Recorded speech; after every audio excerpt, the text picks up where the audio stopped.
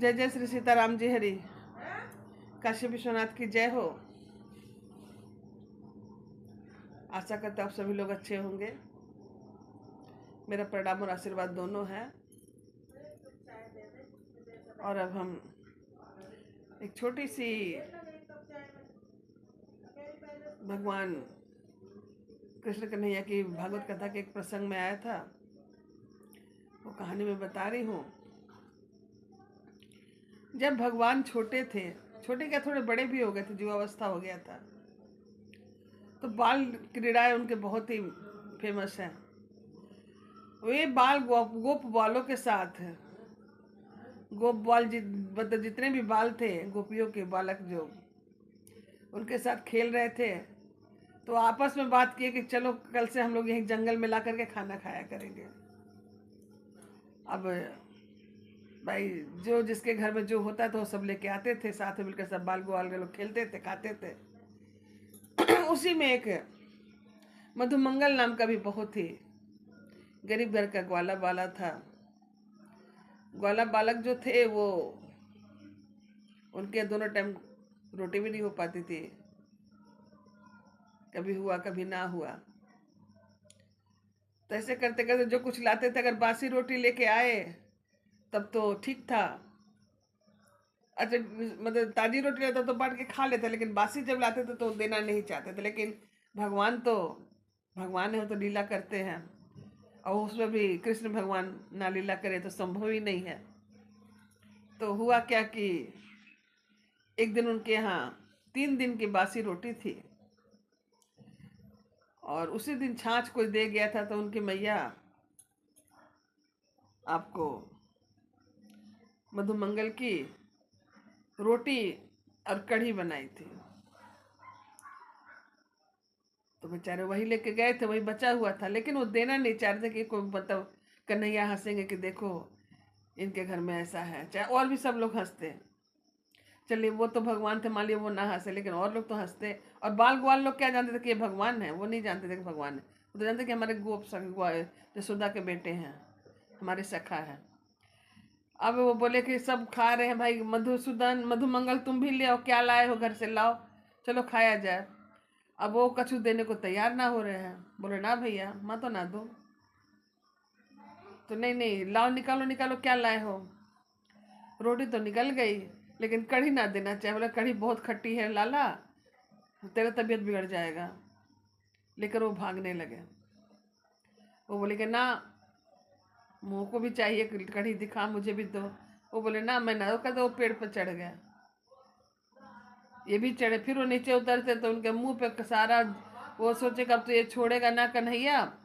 वो मधुमंगल ने पूरा कढ़ी पी गया। पी तो गए, तो भगवान तो बोले कि अच्छा।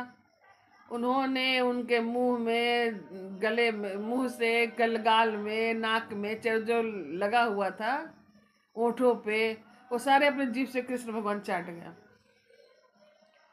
अब ये देख करके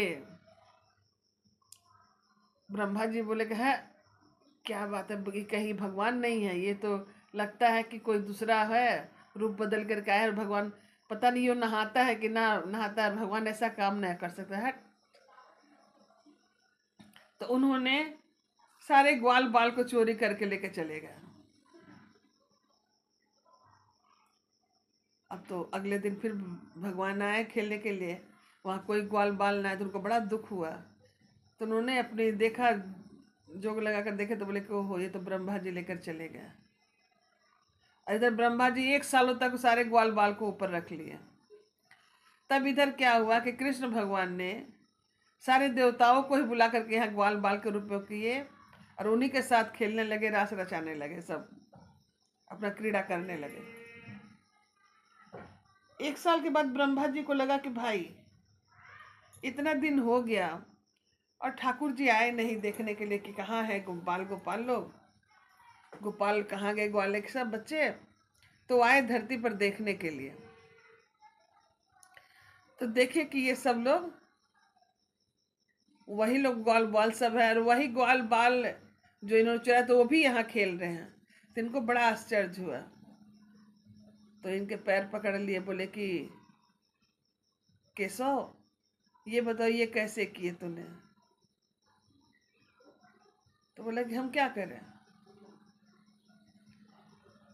हमें खेलना था, हम खेलने के लिए कहाँ जाए, आप तो सारे को लेके चले गए, मैंने सारे को एक जैसा बना दिया। फिर तो वो सोचे, क्योंकि वो जो चाट रहे थे, जो कढ़ी गिरा हुआ था मंगल मधुमंगल के चेहरे पे जो चाट रहे थे, तो उनको शक हुआ था कि ये कोई दूसरा बहरूपिया है। तो वही इनको ज्ञान लाने के लिए उन्होंने कहा कि तूने तो सारा लेके चले गया। तब ब्रह्मा जी को हुआ कि ओहो, ये जरूर मेरे जैसा हूँ बहू वैसा ही बना सकता है। कौन? जो अखंड ब्रह्मांड के नायक हैं, विष्णु भगवान, उनका छोड़ दूसरा मेरा कॉपी कोई नहीं कर सकता। तब उन्होंने भगवान से माफी मांगी और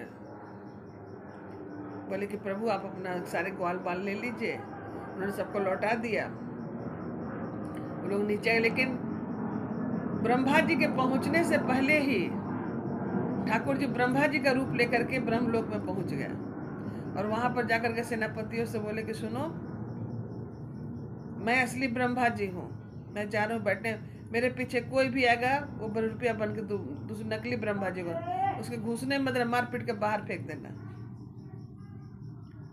तब और ये जाके अंदर बैठ गया। अब ब्रह्मा जी उधर से हाँफते हुए आए जल्दी जल्दी, और उनसे कुछ देर पहले वो अंदर जाके बैठे थे। बैठे बैठे उनका देख रहे हैं लीला। अब सेनापति ने बोले ए रुको, कौन हो भाई तुम? बोले कि मतलब मैं ब्रह्मा जी हूँ, और कौन हूँ? बोले ना ना ना ना, ब्रह्मा जी तो आके अभी बैठे हैं 10 मिनट पहले, आपके कहने से आप थोड़ी ना ब्रह्मा जी हो जाओगे, मारो इनको, मारो के निकाल के भगाओ, फेंको। और सेनापति ने उठाया और उधर फेंक दिया।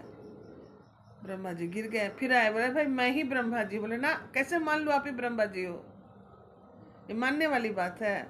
हमने अपनी आंखों से देखा, कछु जाकर देख लो, भगवान बैठे हैं ब्रह्मा जी हमारे।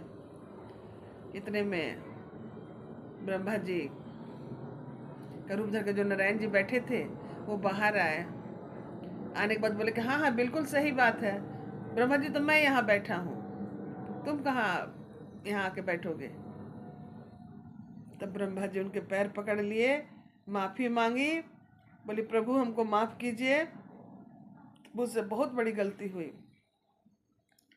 भगवान बोले कि देखो, ऐसे तुम्हें माफी नहीं मिलेगी, तुम सबके सामने बोलो कि तुमने क्या किया। तब उन्होंने स्वीकारा, और स्वीकार करने के बाद ठाकुर जी उनको माफ करते हैं, और फिर उनका राजपाट देते उनको, और वो सीधे मृत्युलोक में आते फिर अपने मथुरा में। मतलब इसका कहने का मतलब क्या कि प्रभु भगवान प्रेम के भूखे हैं। उनकी बासी रोटी और कढ़ी का बात नहीं था यहाँ पर, वो तो भाववश प्रेमवश उस मंगल मधुमंगल का बासी रोटी और कढ़ी खाने के लिए उसके पीछे दौड़ रहे थे। और ब्रह्मा जी को घमंड आ गया, तो ब्रह्मा जी का घमंड उन्होंने तोड़ा। मतलब भगवान हर जगह जिसको जिसको घमंड होता है उस घमंड का नाश ठाकुर जी करते हैं। इस प्रकार यह प्रसंग छोटा सा था, खत्म हुए। बोलिए एक बार प्रेम से वृंदावन बिहारी लाल की जय, काशी विश्वनाथ की जय, श्यामा की जय। जय हो, राधे राधे।